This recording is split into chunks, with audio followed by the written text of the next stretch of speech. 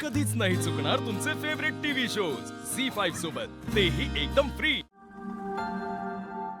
शिवाने जे आरोप केले ते खरे असतील का? पण डॅडी आता बदलले, ते असं नाही करणार। ती अशी कोणाची जमीन खोटी कागदपत्र बनवून स्वतःची करून नाही घेणार। शत्रूनेच काहीतरी घोळ केला असणार आहे। नक्की शत्रूच असेल ना, की डॅडी इतरांच्या बाबतीत अजूनही बदललेले नाहीयेत? काही कळायला मार्ग नाही। खरं खोटं काहीच कळत नाहीये।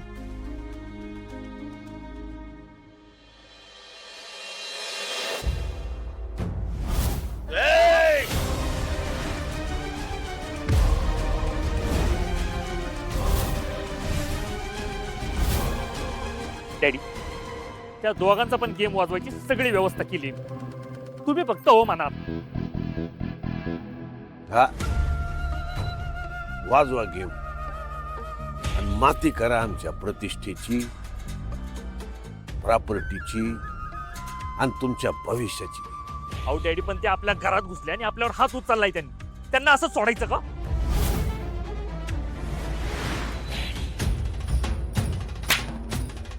तुमच्यामुळं आज जे काय झालंय ते तुमच्यामुळं झालंय चिरंजीव। तुम्हाला काय गरज होती ते आम्हाला न विचारता त्या जमिनीचा व्यवहार करण्याची? आज तुमच्यामुळं त्या म्हातारीनं 4 चौघात आम्हाला ऐकवलं। आज तुमच्यामुळं त्या पोरीनं, शिवानं आमच्या कॉलरला हात घातला, आमच्या शालिंदर निंबाळकरच्या। आजपर्यंत या गावच्या लोकांच्या नजरेत आमच्याबद्दल जो धाक होता, जो आदर होता, त्याची माती केली तुम्ही। इज्जत कमवायला लय लागतो चिरंजीव, गमवायला एक चूक बास होती। कधी करणार तुम्हाला? डॅडी, हे फक्त मी तुमच्यासाठी केलं होतं। तुम्हाला जमिनी घ्यायला आवडतात, प्रॉपर्टी करायला आवडती, म्हणून मी हे सगळं केलं।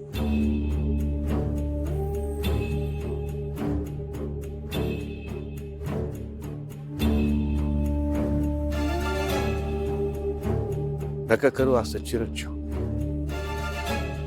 फक्त आम्ही जे कमवलंय त्याची राखण करा,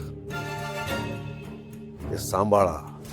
ते असलं काहीतरी अर्धवट करायला जाऊ नका, ते नंतर आम्हाला नेस्तरावं लागतं। डॅडी, मी अर्धवट काहीच केलं नव्हतं। सगळी कागदपत्र व्यवस्थित नीट बनवली होती। कुठे येते छत्री?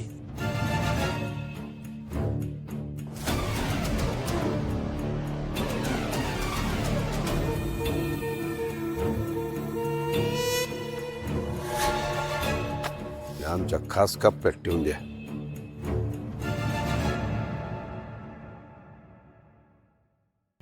पहिल्यांदा डॅडींनी माझ्यावर हात उचलला, ते पण त्या शिवामुळे। तिला सुट्टी नाही आता, तिला याची किंमत मोजावीच लागणार।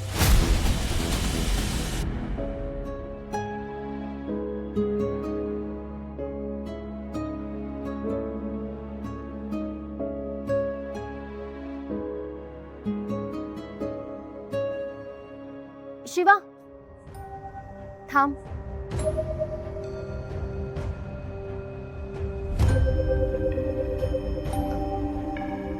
मला जरा हे जमिनीचं प्रकरण नीट समजावून सांगशील का? हे बघ तुळजा, तुला कितीही सांगितलं तरी विश्वास नाही बसणार। शेवटी तुझे वडील आहेत ते, आणि म्हणूनच मला खरं काय ते जाणून घ्यायचं। ये, बस बस, आता बोल।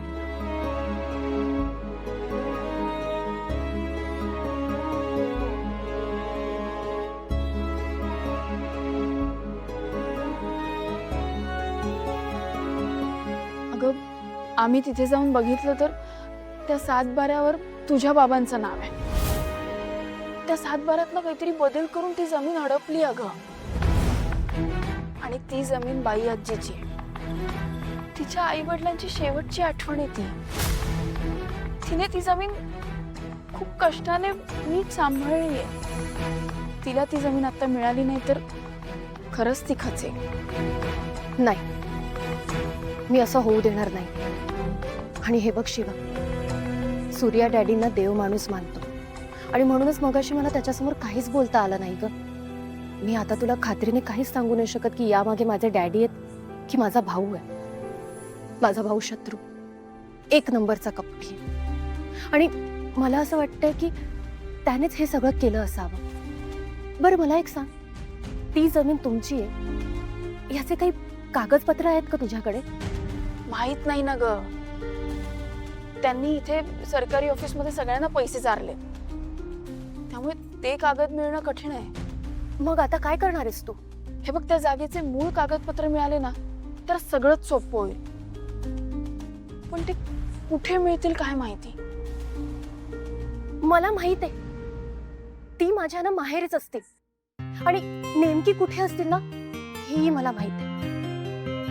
शिवा, मी ती तुला मिळवून देईन. फक्त सूर्याला काही कळू देऊ नकोस यातलं. आणि हा, प्लीज तुम्ही भांडू नका. एकमेकांना वाईट वाटेल असं काहीही करू नका. नाही करणार.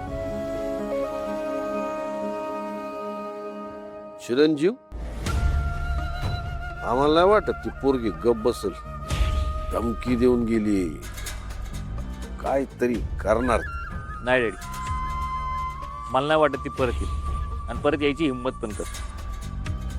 आणि आता जर ती आली ना तिला सोडणार नाही. हा, ते बघितलं आम्ही. शेपूट घातलेली शेळी झाली तुमची. नशीब त्या अक्कल नसलेल्या वाघाला आम्ही बोलवून घेतलं. चिरंजीव, अहो तुमच्या वयात आम्ही कुस्त्या मारायचो. एका वेळी 5-5, 10-10 लोकांना लढवायचो. कोणाची टाप नव्हती आमच्या पुढे येण्याची. म्हणून हे नाव आणि शरीर कमावले. आणि तुम्ही, डॅडी तवाची गोष्ट वेगळी होती. हा बरोबर, तवाची गोष्ट वेगळी होती. तेव्हा आमच्या कामावर स्वतःवर लक्ष होतं आणि तुमचं लक्ष ऊसाच्या फडावर असतंय. तिथं जाऊन तुम्ही काय करता आम्हाला काय माहित नाही काय? सुधरा, लग्न करायचंय तुमचं.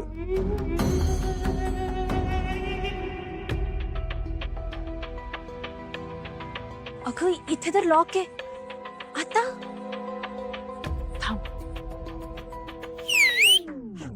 काय करतेस? अशाने कोणीतरी येईल. अगं हा गेट काय खुर्जा सिमसिम म्हटल्यावर असं उघडणार आहे का? काहीतरी तर करावं लागेल ना. थांब. कोणाचे दिवस भरले? यावेळी शिट्ट्या मारतोय. डॅडी, मी बघून येतो. हा,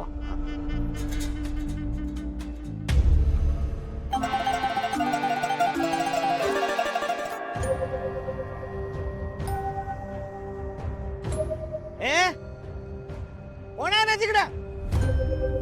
कोण आहे? डॅडीनं काय सांगायचं?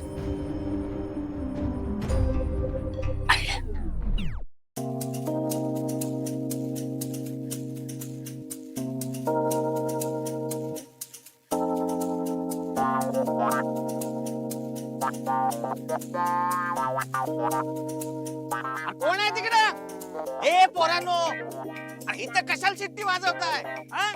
घरी जावा, तिकडे जाऊन शिट्टी वाजवा. इकडे जर शिट्टी वाजवली ना तर डॅडी तुमची शिट्टी वाजवतील बर का?